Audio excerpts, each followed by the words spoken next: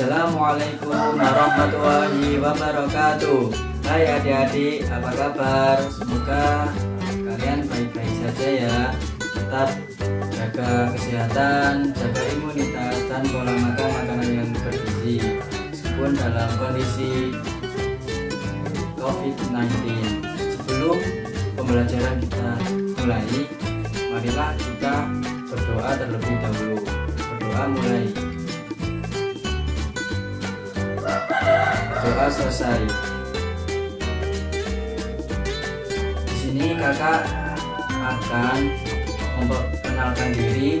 Nama kakak Muhammad Haris Sanjani dari jurusan Tadris Biologi, Fakultas Tarbiyah dan Ilmu Keguruan, Institut Agama Islam Negeri Tulungagung. Di sini kita akan belajar IPA terpadu kelas 8, materi jaringan dan struktur tumbuhan. Nah, kita akan mempelajari poin-poin. Yang pertama, struktur dan fungsi jaringan tumbuhan. Yang kedua, organ tumbuhan. Yang ketiga, penerapan struktur, fungsi tumbuhan dan teknologi. Nah, yang pertama, apa sih tumbuhan itu? Adik-adik kenal dengan tumbuhan? Nah, tumbuhan itu merupakan makhluk hidup yang memiliki peran penting dalam kehidupan, seperti halnya menyediakan oksigen, karbohidrat, vitamin, mineral bagi makhluk hidup. Nah, ini adalah contoh gambar tumbuhan. Nah, ini adalah bagian-bagian tumbuhan, terdiri dari akar, batang, daun, buah, bunga, seperti itu. Nah, nanti kita akan mempelajarinya satu persatu pada bagian tumbuhan ini. Yang pertama, struktur akar tumbuhan. Akar merupakan organ tumbuhan yang umumnya berada di bawah permukaan tanah, tidak memiliki kuku-kuku, tumbuh ke pusat bumi atau menuju air. Warna bisa hijau, kekuning-kuningan atau keputih-putihan, dan memiliki bentuk meruncing. Nah, ini adalah gambar akar.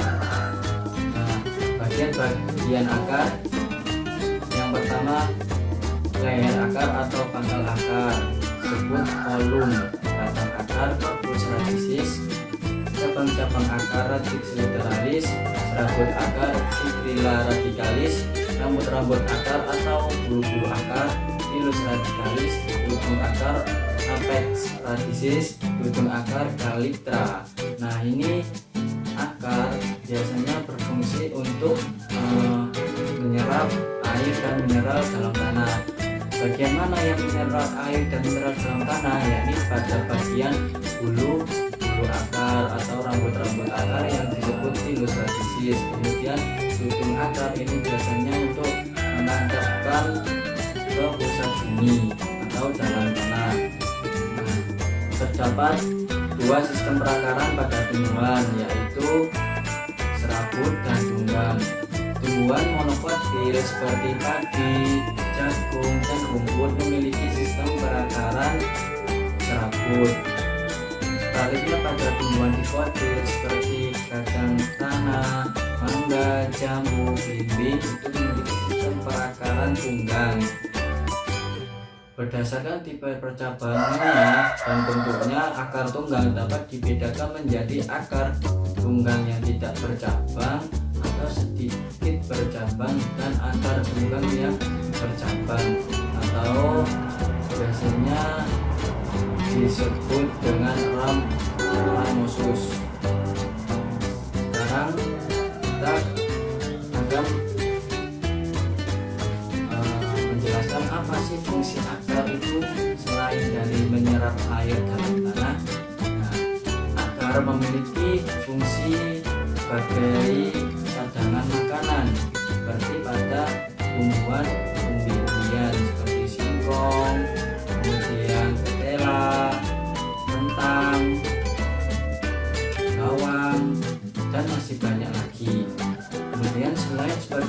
dengan makanan. Akar juga berfungsi sebagai alat pernapasan, contohnya pada tumbuhan bakau.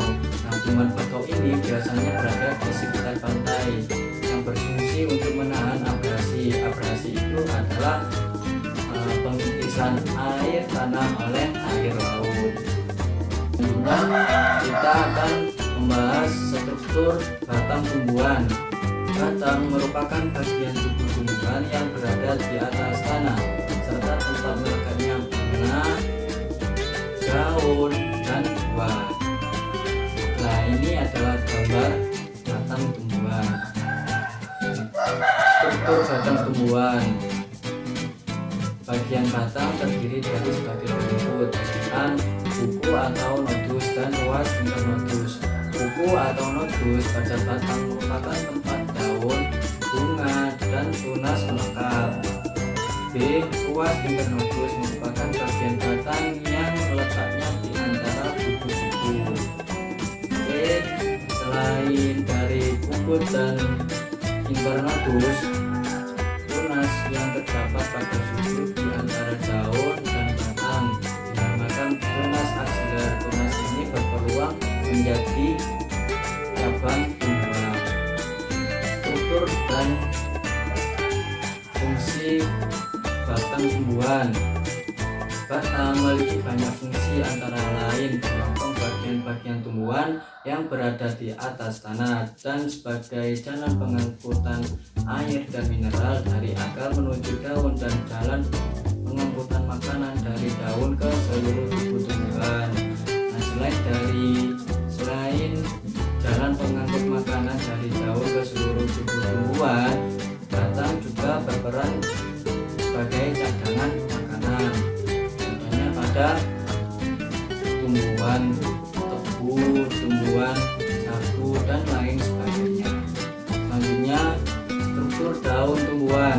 Daun merupakan salah satu bagian organ tumbuhan yang tumbuh di ranting, biasanya berbentuk tipis atau lebar. Pada umumnya, daun berwarna hijau karena memiliki zat hijau daun atau klorofil. Warna hijau daun tersebut memiliki fungsi utama, yakni sebagai perangkap energi dari cahaya matahari untuk proses fotosintesis. Nah, proses fotosintesis ini terjadi pada daun. Ini adalah gambar daun. Selanjutnya, struktur daun tumbuhan yang terdiri dari ujung daun, tepi daun, helai daun atau disebut lamina, tulang daun, kemudian tulang rusuk daun, pangkal daun atau pentola, penumpuk, pelepah, tunas. Nah, di mana tempat proses fotosintesis? Biasanya ada helai daun atau lamina. Nah, kadang pelepah daun ini berfungsi untuk melekatkan bagian. Peruratan daun merupakan ciri untuk mengetahui suatu tumbuhan, termasuk monomotif maupun diploid. Daun monomotif memiliki peruratan daun yang sejajar, contohnya pada gambar ini, yakni pada gambar jagung. Sedangkan tumbuhan diploid memiliki peraturan daun menjalar, contohnya pada daun pepaya. Fungsi daun tumbuhan: yang pertama, tempat berlangsungnya fotosintesis sebagai alat respirasi atau pernafasan, sebagai alat reproduksi vegetatif, ini sebagai proses perkembangan tumbuhan, contohnya pada tumbuhan sukulen, tumbuhan pacar air, dan masih banyak lagi. Kemudian mengatur proses transpirasi, yakni sebagai penguapan air. Kemudian proses gutasi, yakni pengeluaran cairan-cairan air dalam bentuk tetesan-tetesan. Selanjutnya, struktur bunga tumbuhan. Struktur dan fungsi bunga merupakan sebagai alat reproduksi vegetatif pada tumbuhan. Bunga biasanya memiliki warna yang menarik dan berfungsi untuk menarik serangga atau hewan lain yang dapat membantu proses penyerbukan secara umum. Bunga tersusun dua bagian utama, yaitu perhiasan bunga dan alat reproduksi bunga. Ini adalah gambar bunga tumbuhan. Secara umum, bunga tersusun atas dua bagian utama, yaitu perhiasan bunga dan alat reproduksi bunga. Perhiasan bunga meliputi tangkai, kelopak, yang disebut dengan kaliks, dan mahkota atau bisa disebut dengan corolla. Sedangkan alat reproduksi bunga benang sari yang disebut kelamin jantan dan meliputi alat kelamin betina. Bunga yang memiliki bagian-bagian tersebut disebut bunga lengkap, sedangkan bunga yang tidak memiliki salah satunya disebut bunga tidak lengkap. Ini adalah struktur bunga tumbuhan dari mahkota, kepala sari, benang sari, kepala putih, tangkai putih, kelopak, dasar bunga, tangkai bunga, tangkai biji. Dari salah satu ini kalau tidak ada maka disebut bunga tidak lengkap. Kalau terdiri dari struktur yang terbentuk seperti ini maka disebut dengan bunga lengkap. Struktur bunga tumbuhan. Tumbuhan monokotil mempunyai bagian-bagian bunga seperti daun kelopak, daun mahkota, dan benang sari yang berkelipatan juga. Pada umum, pada tumbuhan dikotil mempunyai bagian-bagian bunga berkelipatan 4 atau 5. Kalau pada tumbuhan krokodil, kelopak bunganya terdiri dari kelipatan 3. Kalau pada tumbuhan dikotil, kelopak bunganya berkelipatan 4 atau 5. Selanjutnya struktur buah tumbuhan. Buah pada umumnya berkembang dari bagian alat kelamin betina atau putih yang disebut batang buah yang mengandung batang biji. Ini adalah buah. Struktur buah pada tumbuhan. Buah yang lengkap tersusun atas biji, daging buah, dan kulit buah. Kulit buah yang masih muda belum mengalami pemisahan jaringan. Setelah masa kulit buah ada yang dapat dibedakan menjadi 3 lapisan, yaitu epigraf, mesograf, dan endograf. Epigraf merupakan lapisan luar yang keras dan tidak tembus air, misalnya buah kelapa. Mesograf merupakan lapisan yang tebal dan berskabul, misalnya sabut kelapa atau berdaging. Biasanya terdapat pada mangga dan pepaya.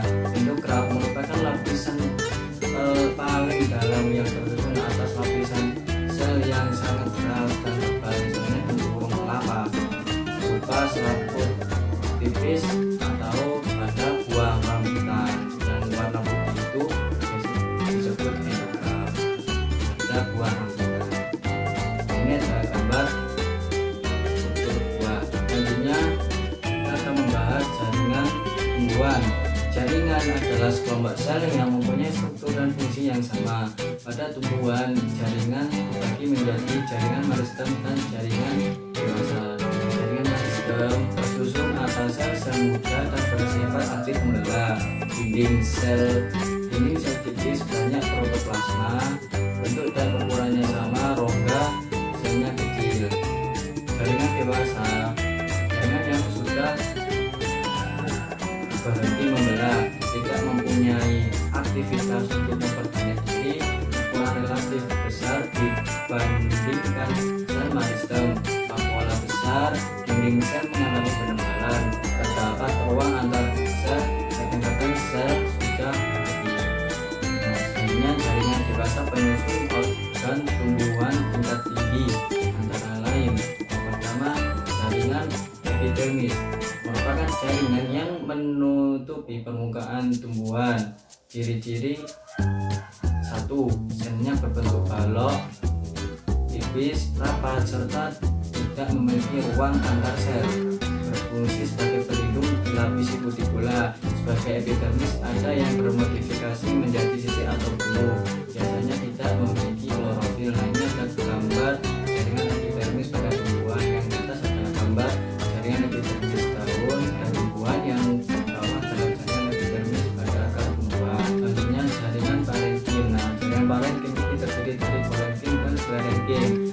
Ciri-cirinya terletak di sebelah dalam jaringan epidermis, tersusun atas sel-sel persegi banyak, terdapat ruang antar sel. Fungsi jaringan parenkim sebagai jaringan penghasilan parenkim penghasil makanan adalah parenkim daun, yakni jaringan palisade. Parenkim sebagai penyimpan cadangan, misalnya jaringan korteks pada batang. Parenkim sebagai penyimpan cadangan, misalnya jaringan korteks pada batang. Nah, ini adalah jaringan gambar jaringan parenkim. Ini adalah jaringan dari sel parenkim rongga interseluler. Selanjutnya jaringan penyokong yang terdiri dari kolenkim dan sklerenkim. Kolenkim tersusun atas sel hidup mengalami penebalan selulosa pada siklus biasanya terdapat tumbuhan yang masih muda.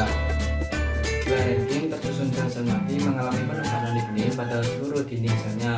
Terdapat organ tumbuhan yang sudah tua. Nah, itu adalah gambar struktur jaringan kolenkim dan sklerenkim. Selanjutnya jaringan pengangkut yang terdiri dari xilem pembuluh kayu dan floem pembuluh habis.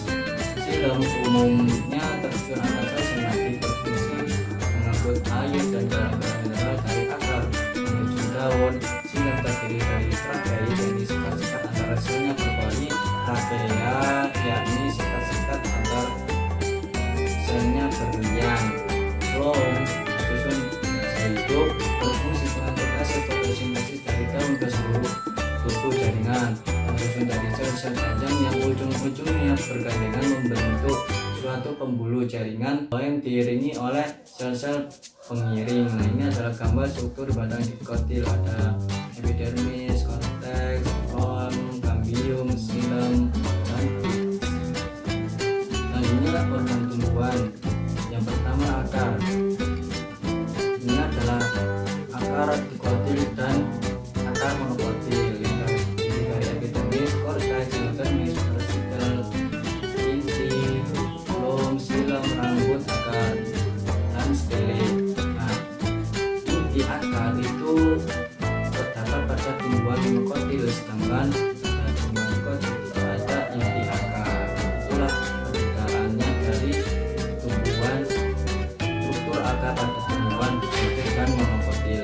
Akar, bagian-bagian akar. Yang pertama epidermis terdiri atas satu lapis sel yang tersusun rapat tanpa ruang antar sel. Yang kedua, satu epidermis terdiri atas satu lapis sel yang tersusun rapat tanpa ruang sel. Yang kedua, korteks. Dinding selnya tipis, mempunyai banyak ruang antar sel untuk pertukaran gas, berfungsi menyimpan cadangan makanan. Yang ketiga, endodermis. Satu lapis sel tersusun rapat mengalami penebalan atau pita gas pari yang menyebabkan dinding sel endodermis tidak dapat ditembus air dan hara lainnya. Silinder. Yang keempat, silinder pusat. Terdapat xilem dan floem. Pada akar dikotil, xilem berbentuk bintang dan berada di pusat akar. Pada akar monokotil, letak xilem dan floem berselang-seling membentuk lingkaran. Selanjutnya organ batang. Nah, gambar yang kanan merupakan batang monokotil dan gambar yang kiri adalah batang dikotil. Batang terdiri atas yang pertama epidermis, korteks, endodermis. Lapisan endodermis batang tidak begitu jelas dan menyatu dengan korteks. Yang keempat, silinder pusat. Selanjutnya organ tumbuhan daun yang terdiri atas epidermis. Mesofil terdiri atas jaringan palisade banyak klorofil sebagai tempat fotosintesis. Jaringan spon menyimpan hasil fotosintesis sementara. Yang ketiga, berkas pengangkut terdiri atas xilem dan floem. Nah, ini adalah struktur gambar daun ya. Ada kutikula, epidermis atas, palisade, sel mesofil, selubung sel, xilem, floem, epidermis bawah, sponium sel, stoma, kutikula, dan vena. Pesan dari kakak, kamu bisa karena terbiasa. Kepandaian tergantung seberapa besar usaha kita dalam belajar, terus asah kemampuanmu. Selamat belajar, on the way sukses. Jadi terima kasih sudah mendengarkan materi struktur dan jaringan Semoga apa yang kakak sampaikan kepada adik-adik bermanfaat kedepannya. Apabila ada kekurangan dan kurang jelasnya materi, adik-adik bisa membaca-baca di buku atau adik-adik bisa mencari di internet ya. Banyak buku-buku di internet tentang struktur dan jaringan tumbuhan. Kalian bisa baca-baca agar kalian bisa paham jaringan dan struktur fungsi tumbuhan. Sekian dari kakak. Assalamualaikum warahmatullahi wabarakatuh.